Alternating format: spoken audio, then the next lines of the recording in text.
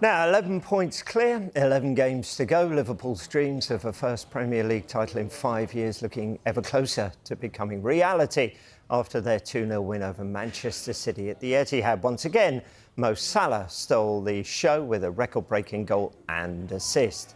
No one saw us as a title contender when we started in the beginning of the season. And I think no one in the world of football would have expected City not to be so close to the one that leads the league, if they are not the one that lead the league. But we all know why. They had many injuries. They had a difficult period.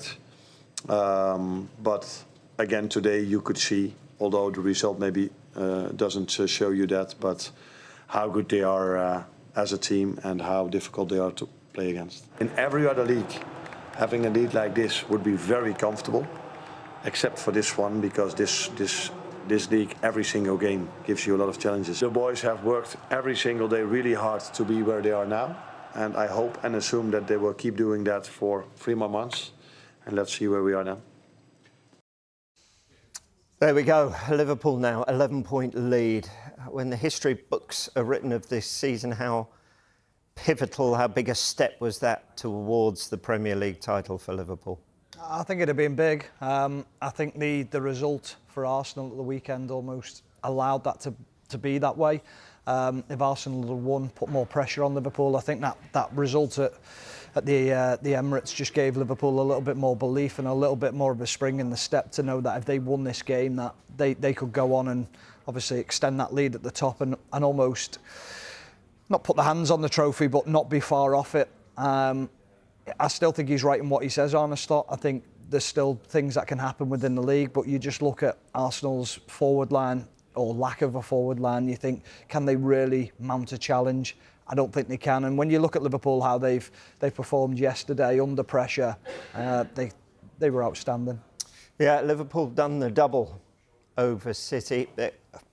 Is this proof of the changing of the guard in the Premier League, or are a City just having an awful season and everything will be wonderful and rosy next campaign? Well, I think certainly this season you can say that, and that is due to a lot of factors from a Manchester City perspective, the injuries and things that they've had to try and overcome. But Liverpool have been absolutely fantastic, and I don't think... Well, I certainly didn't think at the start of the season it was going to be so smooth, the transition from Jurgen Klopp to Arne Slot. But I think watching yesterday, it just looked like a title-winning display, didn't it? You know, there's so many sort of different things that you can pick out in terms of, you know, the performances of Mo Salah. You can say that the midfielders, the way that, you know, Gravenberch and McAllister, the way that they had to put in a real shift. I thought Van Dijk and Konate were brilliant. So there's lots of individual performances that you could pick out and praise, but I just thought it was collectively as a team how they played. And there's been so many times this season that we've said that individual performances have been brilliant, but it's just how they play together. And they had to put in a real shift yesterday. They had to work so hard off the ball. Defensively, they had to be so solid and well organised, and you could see at the end, I think Szoboszlai was on the pitch just on his knees because he was absolutely shattered, the effort that he had to put in. So yeah, I think this season, of course, we've seen that the qualities of Liverpool, but I think Manchester City, you would say, of course, are going to come back at some point. When I said wonderful, before you start emailing or whatever people do now, social mediaing in, wonderful and rosy was for Manchester City fans, not for the league. This is, yeah. When I said, will everything be wonderful and rosy, for Manchester City fans. Yes, just clarify. I can just hear it now. Right, Liverpool, you mentioned that they'd knew the Arsenal result, obviously, before they went into this game, but they had drawn 2 of their previous 3.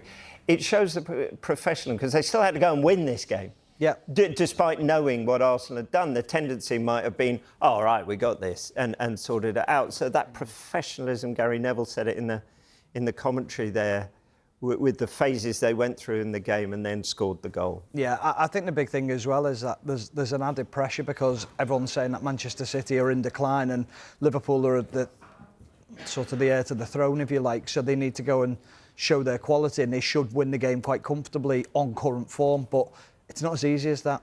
City were never going to roll over and just have the bellies tickled. It wasn't going to be just one of those games where they're like, yeah, go on you go. It was always going to be a difficult game at times. City actually started okay in the game, but I think what we've seen in the last couple of weeks is a little bit an element, and Andrew Robertson spoke about it, we talked about it on the show a couple of weeks ago, where against Wolves he said they were nervous, and the nerves will creep in because it's what they've been looking for 5 years. They've been trying to win that title. They want to win it in front of their own fans. There's an element of, will this come about again next year? Will City be as bad next year? Will Arsenal strengthen? There's a lot of unknowns as to next year. So this might be the best opportunity they get in a long time. So there will be an element of nerves kicking in. I think the other thing that we spoke about on the show time and time again is the buzzword around Arne Slot is control. How they control games and how they take it at their own pace. I think just the last couple of weeks that had got away from them a little bit, and games have become a little bit more like basketball games, and Liverpool didn't have full control in those games for long periods. Yesterday they got that control back. They sat in a shape when they had to, and they were organised within that shape. And they said to Manchester City, we don't think you're good enough to break us down at the moment, and that was proved right. But when we're going to counter-attack at pace, and we're going to show our quality on the break, and they showed that side of the game. It was an all-round complete performance yesterday from Liverpool, from front to back. Or back to front, sorry. Yeah. But I think that's what's impressed me, the way that they can play different ways, can't they? That's been impressive, like even within a game, you know, so they can do their from back to front so quickly and cause teams so many problems the way they go forward. But they can control things and keep possession and play through the thirds. And if they need to sit back, they can do that. So the way that they can adapt to different teams, whether that's game to game or within a game, that's been really impressive. I think the big thing is, and you just touched on it previously when you were talking, was no one put Liverpool in a title race, but it wasn't because of the team and what Slot has inherited. It was because we didn't know much about him. Yeah. We're a bit like, well, we concentrate solely on the Premier League and we see Champions League football, but we only really watch the top teams. So it was a bit, can he cope within the league? How will he adapt? I think when a lot of managers come in, we know a little bit more about them. He was a bit of an unknown, and I think when you look at why he was linked to the Chelsea job in the past, the Tottenham job, he didn't feel like they were right for him at the time, but then he's come in. We probably should have done a little bit more groundwork and gone, okay, what is it why is everyone courting him? Why does everyone want to follow him and think that he's the right fit for their football club? Well, now we're seeing it because of that. And we speak about a lot of things on this show, but one of the things we always talk about is a manager adaptable within a game? Can he change his formation? Can he change his system or his way of playing to suit the opposition he plays? He does it more than anyone. It's incredible how many times they adjust what they're doing within a game. And the one game that sticks out to me was the Liverpool versus Fulham game at home, where they had a man sent off and he tried 6 or 7 things within the game to get it right, and then he got it right and he was like, right, there we go. Yeah. And I was watching thinking, like, a lot of managers will try one thing and it doesn't work, they go, oh, don't know where else to turn here. He's like so adaptable within games. Okay, so 11-point lead, 11 to go at the moment. They're on course, here's the thing, to win the title at home to Arsenal. So what stops them? If we have a look at what's remaining for them, it might give you a little twist, because these are the fixtures they've got left. Remember, they're a reverse of what they have ahead of them, but this is what they did earlier in the season. So they dropped points to Newcastle, Everton, Fulham and Arsenal. That's 8 points dropped. Still be enough to win them the title, but of course they're the other way round for this one. I was going to say 3 of them were away from home. And that's the big thing, is you're looking at the games at home. Liverpool are so strong at home, only lost against Nottingham Forest this season. That tells you everything about they should win the league purely on the home form alone. Listen, they should do it. Yeah. It needs Arsenal as well to be perfect again until the end of the season, to win every game, to really put them under pressure. I think Arsenal slip up a couple of times, whether it's a draw or a loss. But Liverpool should now win it. Yeah, I've heard some people say complacency, and I just don't see that at all. I've never seen any sign of it at all, you know, under Arne Slot. I think even now he's sort of saying, look, we're still taking it that one game at a time. We're not saying that we've won it already, despite that gap. He said many things can happen in the Premier League, and there is still a lot of football to be played.